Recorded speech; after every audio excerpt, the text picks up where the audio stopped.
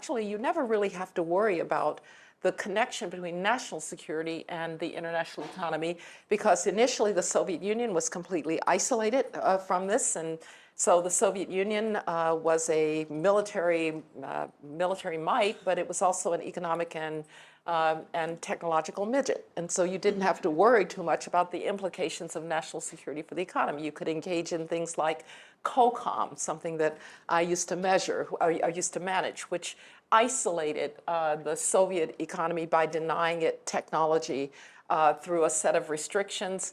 Oh, by the way, they were kind of self-isolating because they believed that they didn't want to integrate into the international economy, that they would be vulnerable if they did. So these two trains were going on very separate tracks, a national security side and an economic side.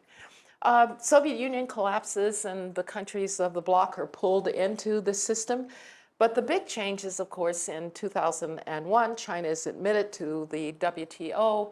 And all of a sudden, this system, which was sort of represented by the G7, started by George Shultz and Ronald Reagan, the G7, the 7 largest economies in the world, they were also all democracies. They were all a part of the American security arrangements.